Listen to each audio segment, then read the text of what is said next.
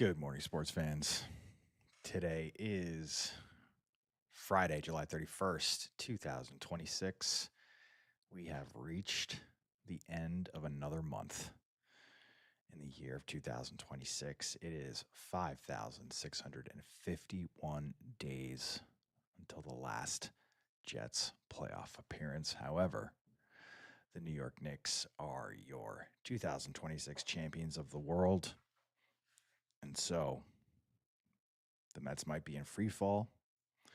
The Jets haven't made the playoffs in almost 6,000 days, closer to 6,000 than 5,000. But the Knicks are champions of the world. And therefore, I can't complain. Life is good. Life is as good as it's ever been because the Knicks are champions. And that's the truth, you know? I'm not going to lie to you, the audience. I'm going to be truthful. Knicks winning the championship healed me, made me whole. Just one of those things that you think about, you dream about, you try and simulate the feelings that you'll feel if it were to happen. Never thinking that it could actually happen. And then when it does happen, changes your life. Changes your life. It is a life-changing experience. Find myself, if I want to go to sleep, if I'm restless, I'll just throw on Game 4, some highlights of Game 4. Usually start around like the 3-minute mark of the third, when there's like 3 minutes left, all of the fourth. And it just never fails. It always delivers. One of the best NBA games of all time. There's no doubt about it. Certainly in RateGame history. Knicks have played in probably two of the best games in RateGame history. One being a loss to the Indiana Pacers in the Eastern Conference Finals the previous season. And then that game, Game 4 of the NBA Finals in 2026. A where were you game. A who were you with game. One of those games. You don't get many of those games in a lifetime as a sports fan. So, I'm grateful. Happy Friday. This is a show that has been rebranded probably 2 or 3 times now. Definitely 2. It's called RateGame Live when I first started. Although I think there was like another name now that I'm going back to it. This is like the 109th episode. So I imagine that there was a name. Maybe it didn't even have a name right very, very early on in the beginning. I think I just wanted to go live. I just wanted to go live and suck and not be good. and boy, did that ever happen. So I don't know if I didn't even like think it through. I had a name of the show. But anyway, it was then RateGame Live. And I still have like RateGame Live kind of here and there. I love the logo of it. So I'll probably keep that around. But now, going forward, we are officially a morning show that's called Good Morning Sports Fans. Hashtag GMSF. Good Morning Sports Fans. It is a greeting. It's something that I've used ever since I started going live or just making content for RateGame. About a year ago, actually, at this time, was doing Sports in 60, which was like a 60-second version of this, where I was trying to do like the top plays in 60 seconds, top games on RateGame. And I would start every video off. You can see it on TikTok, actually, on my personal account, on RateGame's account. I would start off every segment with "Good morning, sports fans," and then get into it. So that's the reason for this, and it's kind of become a little bit of a, I would say, like a community thing. Everybody in the mornings in the chat, it's "Good morning, sports fans," and I love it. I think it says a lot with 4 words. It's very positive. Because we're all sports fans at the end of the day on RateGame. That's what I love about it. It's the great unifier. So if any of you are watching this, you're like, who are you, dude? And like, what are you talking about? Welcome. My name is Nick George. I built this app. It's called RateGame. It's free. It is available on iOS and Android, whichever corner of your screen it might be. I'm not even going to try and play that game.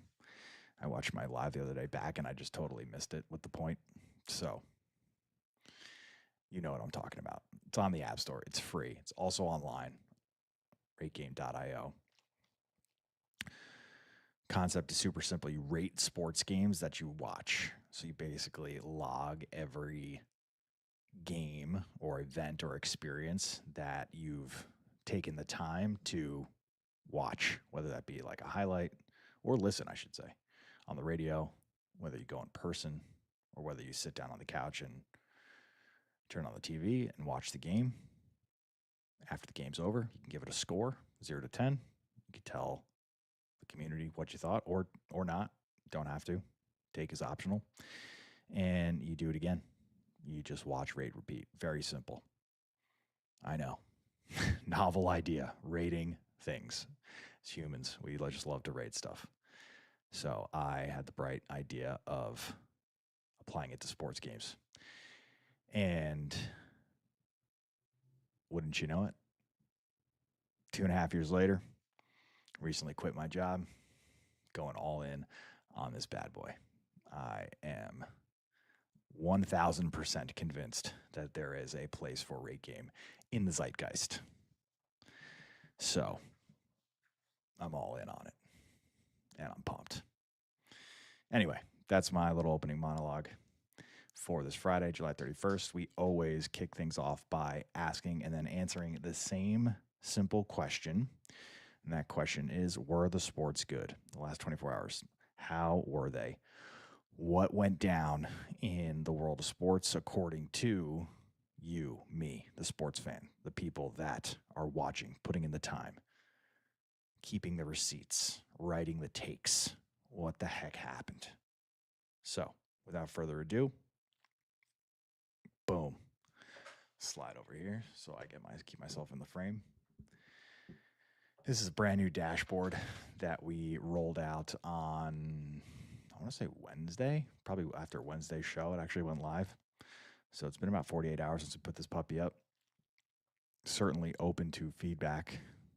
Certainly open to things that you want to see that you're not seeing.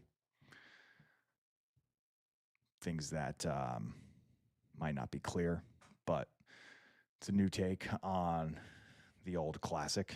It's also now nested on the website, so another reason to check it out because you could play around with it. And the timing is fortuitous because today is the last day of the month, so we can not only see yesterday, last 24 hours, which is a 6.4, it's solid. 13 games, 2 leagues, 281 ratings submitted. Typical for a dog day in the summer. 281 platform ratings, so that's folks that are going back in time. And also fortuitous because every Friday we do a little check-in on the road to 1 million. That is 1 million ratings platform-wide, all time, in the 2.5 years that RateGame has been around. So March 2024 is like the starting line, and the finish line, I even built in a little pacer for us. So at this pace, 7.1 years until we get to the million, which is daunting. But if we look at July's pace, so now we're looking at the month, We had almost 500 games played. We'll actually pass that because we still have today. Today counts. We had 5 active leagues, including the World Cup. 10,605 ratings on the window, and then 15,000, a little over 15,000 platform-wide. It was a great month, 6.8. For that much volume and that many games, and certainly active leagues, that is healthy. Uh-oh, I'm lagging a little bit.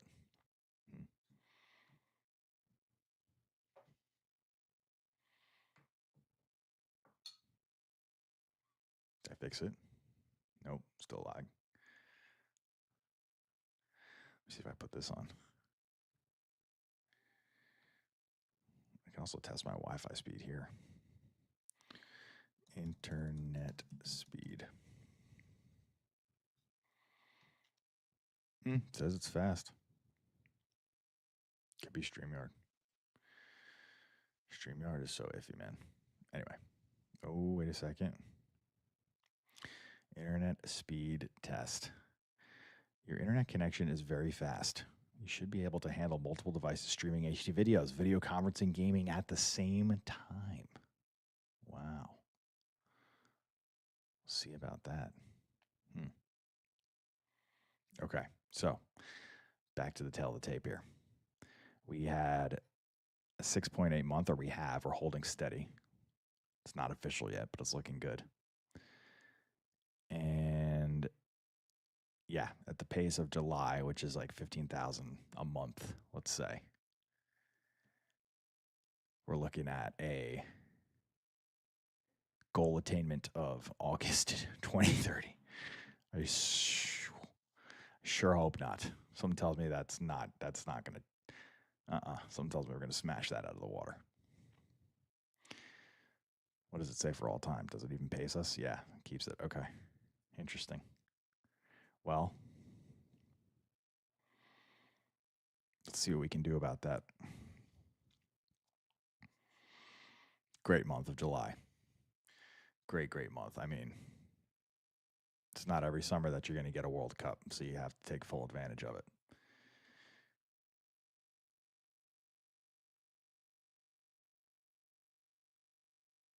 Why did we? Oh, okay. We had 2 NBA games because of the classics, right? Yeah. There we go. There's the 2. There's the 2 games I spoke about in the Open. The Knicks are on the board twice as a winner and a loser.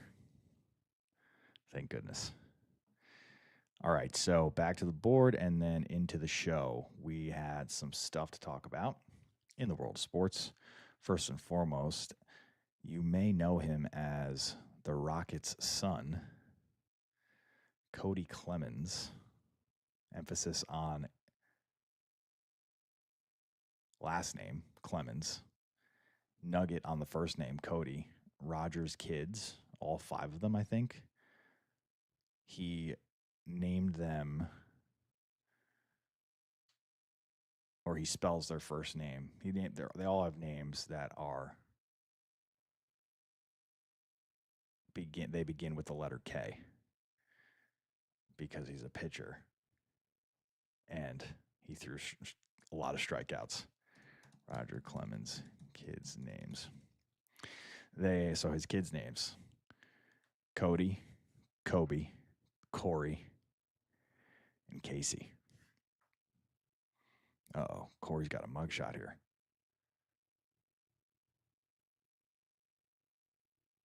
Well, seems like Corey Clemens was going the way of Tony Romo here. But Kody, the younger bro, not the case. Yesterday we had day baseball. Bottom 9, 2 out, 0-2 count. This is what you dream up in the backyard. This is what you think about as a kid growing up, is the walk-off granny. Let's have a listen. The 0-2 from Strom. Clemens in the air to right center field and deep. Back it goes. Deep it goes. And on! Kody Clemens wins it. And the Twins walk off the Royals once again at Target Field. Can you believe it? 4-3 the final. Down to their final strike. Twins win. Twins win. The Twins win it. Great call. That's an awesome call. Just a miracle granny. 0-2, 2 out. 3-0. The only one possible swing. And he did it. Fantastic. Surprised they didn't show Roger there, but he's a proud papa. Speaking of kids and fathers, we go to the poor Yankee broadcast, or I should say the Chicago White Sox, who did this poor Yankee fan dirty. So this is the bottom of the 10th. Yankees have been playing the White Sox, and this is my boy Murakami. Munataka. He's at bat, and this is the White Sox broadcast just finding and focusing in on this poor soul. This poor soul. Hey, there he is. Play is so awesome. Congratulations, by the way. Good morning. We'll get to you in a second. Here we go. I think this is cruel and unusual punishment for this poor young fan at the ballpark here. For Munataka Murakami. Hey kid, you won the first 2 games. No need to cry here, game 3. 2-0 to Benny. And a pickoff play. Goes into left field. Murakami gets up. He will score. And we are tied here in the 11th.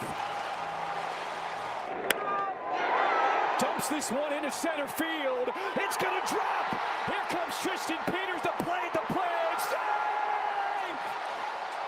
White Sox walk it off and beat the Yankees in 20. Come on now, he's just a kid. Leave him alone. It's dramatic. I know what that feels like. It's terrible. Don't put him on camera like that. Let the kid grieve in peace and silence. It's bad enough that he's at the opposing ballpark with his Yankee cap on. They're probably all excited to see the Yankees. It's heartbreak.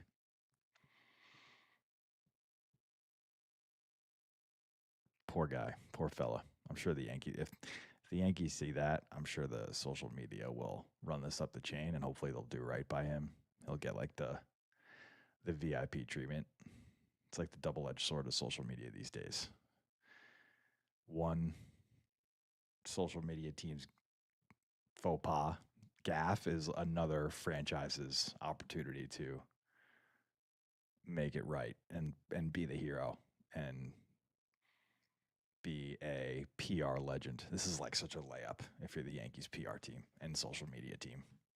Find this kid, get him to the game, get him to the park at Yankee Stadium, make content out of it.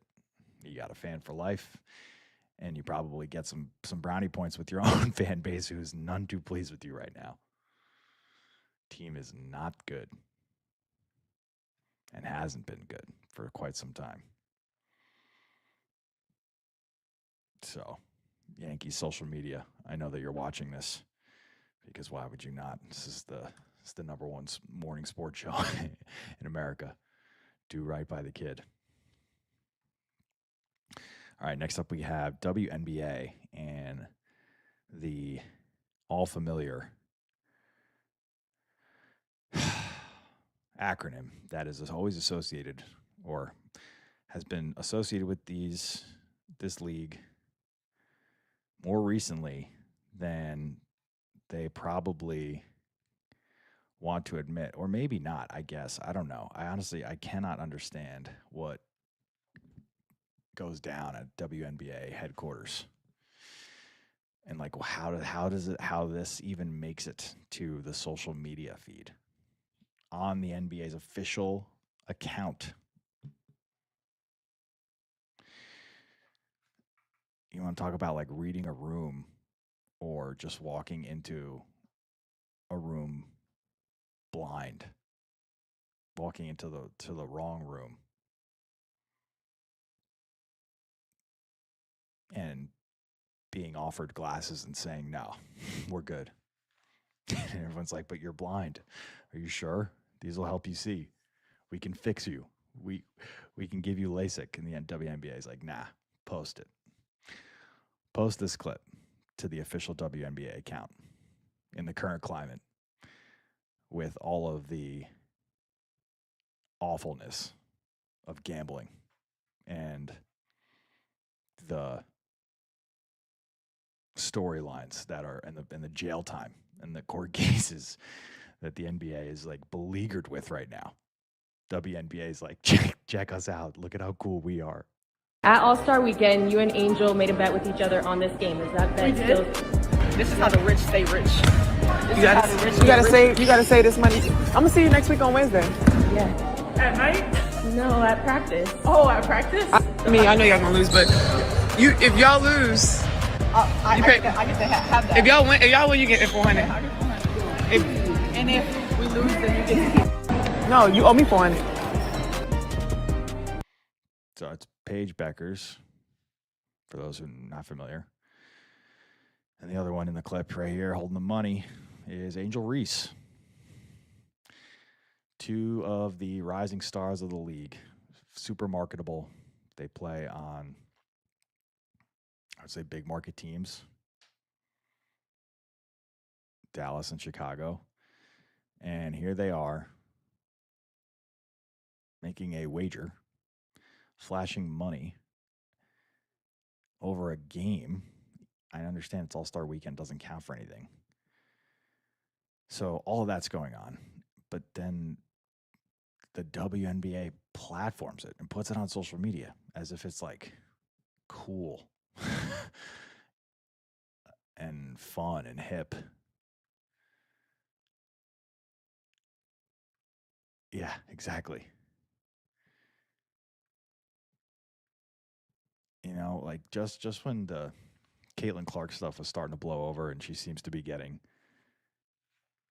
called fairly, or just haven't seen it in the news recently. Although I've seen some other stuff in the news with her teammate Sophie Cunningham. I don't even want to touch that. That is just absolutely too messy. Then you have this. You have this is essentially like, could you imagine if the NBA put out something like this, where even lesser known players were brandishing money, waving it around on a video, and then the NBA puts it on social media, like blasts it out, like wants it to be seen?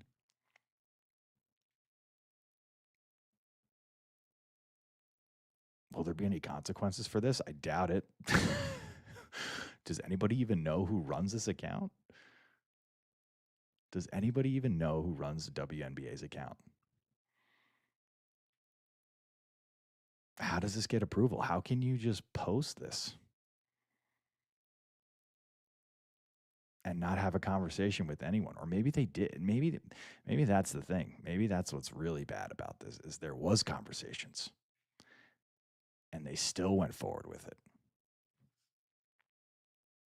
And maybe and therein lies like the true root cause of the problem. It's not one person acting as a lone wolf. It's multiple people in the room saying, do this. Post this video of two of our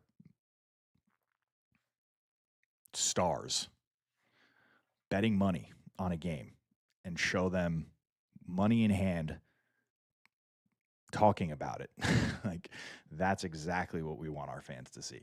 That's what we want the young women of the the girls that look up to us, that look up to these women. That's what we want. We want to show them this is playing the WNBA. This is what happens behind the scenes. That's the example we want to set. Awesome. Doesn't surprise me, actually, because it starts at the top. Kathy Engelbert, Commissioner of the Year, right there. Unreal. And then, to make matters worse, we have this. Not called a double dribble, by the way. Let's do it. Look at this. Let's do it. 1, 2, double dribble. Same, that's Angel Reese, too.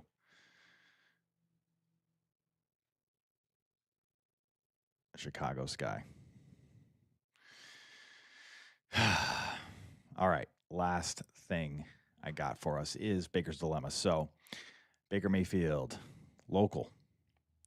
He is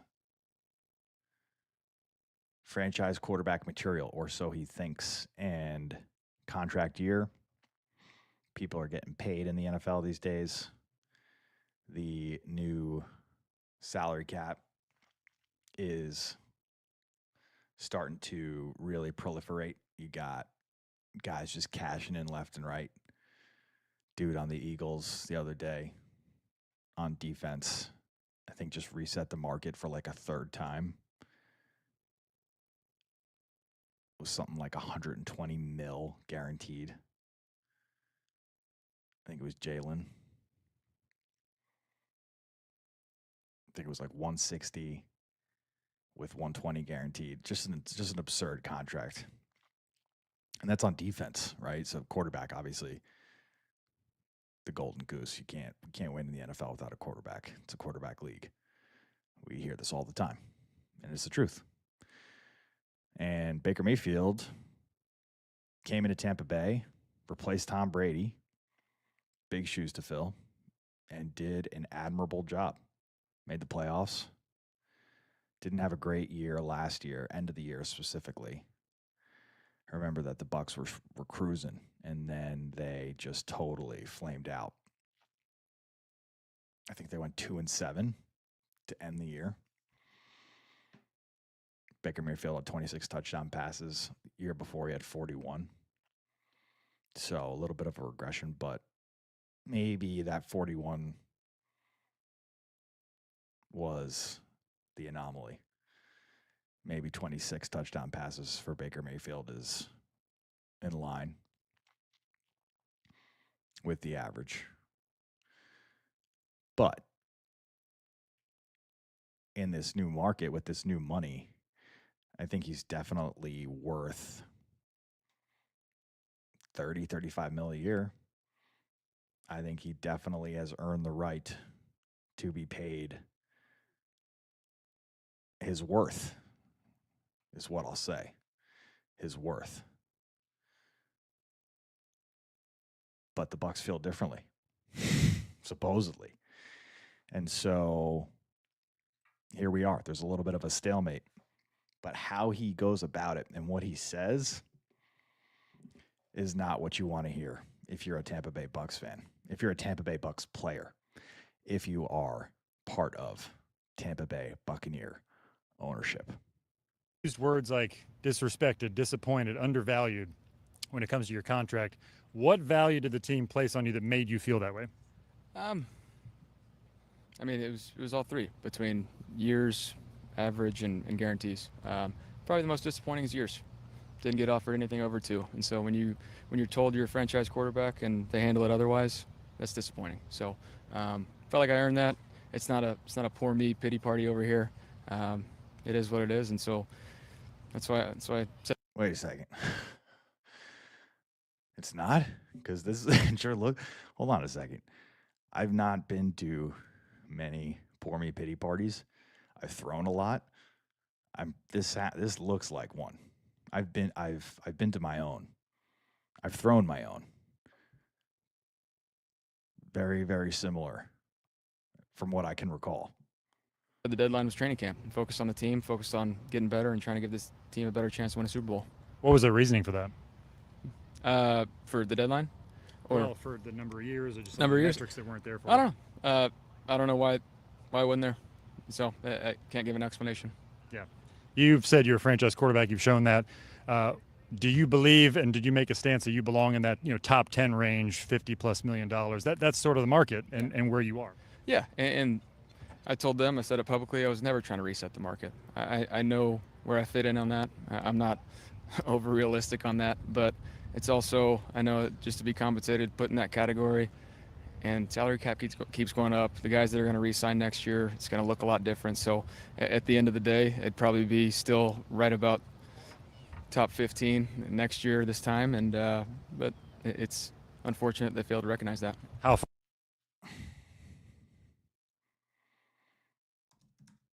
Now, I have to look up top 15 quarterback salaries.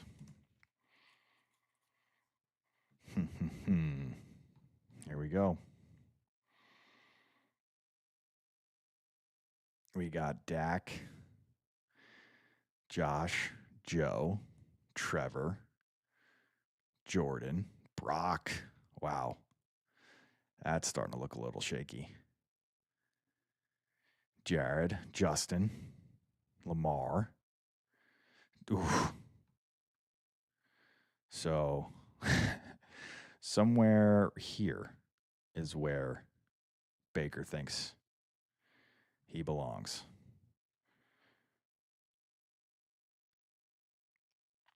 I don't think so. I mean,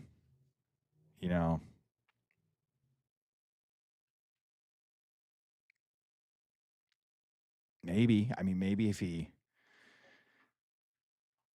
didn't finish the year 2-7 and flame out in the playoffs, like, they're having a different conversation. But this, I don't think you put Baker on this list. I think he's worth like 30. I think when the market does reset next year, you could have him at like 30 to 35, certainly not 50. And now he's in trouble because he just showed all his cards, and making it public like this now invites scrutiny and dissension in the locker room. Now guys are going to talk to other guys. You see what they're doing to Baker? You see how they're treating Baker?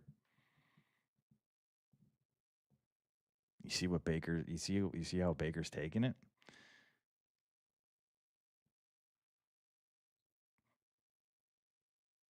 That's not leadership.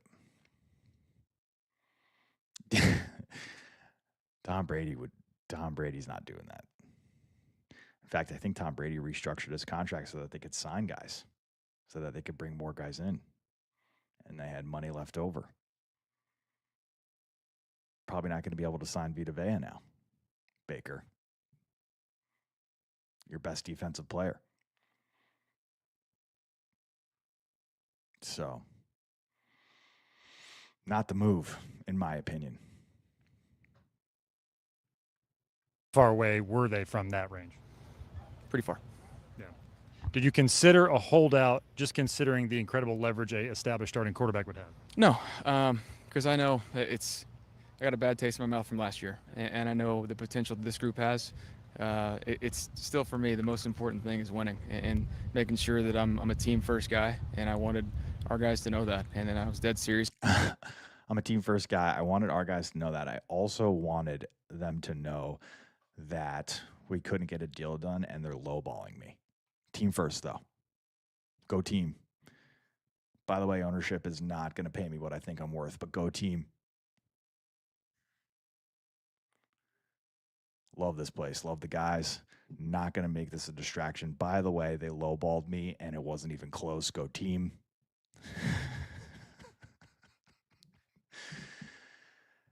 I believe I'm a top 15 quarterback and I should be paid like one.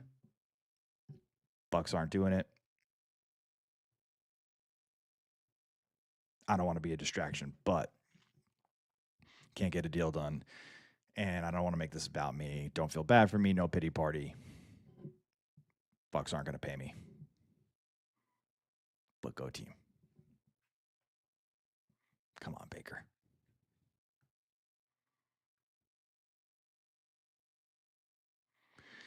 Come on, Baker. Yikes. Yes, exactly. Oh, man. We'll see what happens. It's going to be interesting because I'm close to this one. They're right here. It's a local team. Baker's dilemma indeed. All right. Close the show with a shout out to my guy, Mr. Mojo. He is on with us right now. He is our newest Fanalyst. Let us check out the prof. Let's see what he's got going on. I think it's not crazy to say, but I think you're probably the fastest to ever do it. I don't have the exact dates, but let's see. When you first joined to now, it's got to be close. I would say it's probably between you and Jack. But there it is. Boom. Fanalyst. Just a quick reminder for anybody who might be watching, either now or in the future. The power user of RateGame across all sports and leagues. It's not concentrated. You got to have the true ball knowledge. This user has mostly unbiased ratings, and their takes are informative and authentic. So, testament to hard work, consistency, authenticity, all the things that we appreciate in our sports community and recognize accordingly. So, to all you sports fans out there, anybody who might be watching, this could be you, could be the next Fanalyst. Congratulations to that Mojo 26. Would love to know the lore behind the username, by the way.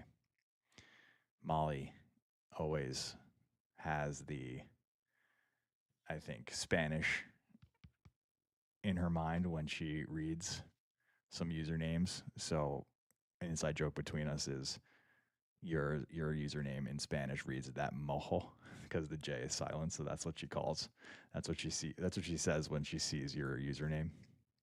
So we say it to each other, that Mojo. And then she also does the same thing for Go Knowles 08, who is an Iron fan. She calls him Gonoles because of the Spanish. So there you have it, folks. Oh, Mojo is your dog's name. Fantastic. Love that. Shout out Mojo.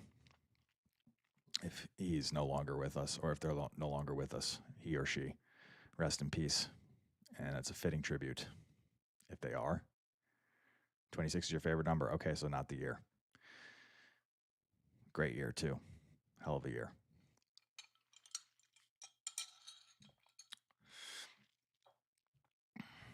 Put that up for Mojo. This one's for Mojo. And 26. Nice.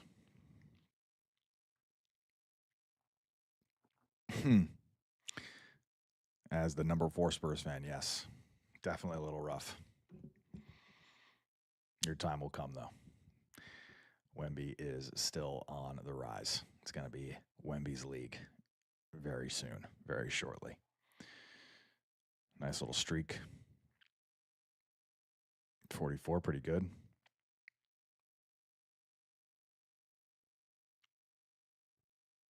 .805. Excited for some Cornhusker ball, both basketball and football. Should be good. Should be a good year for the program. Excited. All right, folks. That is today's show. Thank you so much for watching. Please, please, please smash the sub. If you're watching, smash the, oopsies, screwed myself up there. I want to do a little animation. There we go. Like and sub, folks. Like and sub. We out here. Appreciate those who have. I think we're up to like 34 subscribers. huge. Next goal is 40, so we're like 6 away. And that is how I will close this out. Reminder, RateGame is free. It's fun. It's for fans of all ages. Today is a great day to rate some games. I think we got baseball, full slate of baseball. So my name is Nick Mark George. We'll see you tomorrow for our regularly scheduled programming. That is Tea Time with my better half. Let's have a great day. You heard the man. You heard the Fanalyst. See you next time.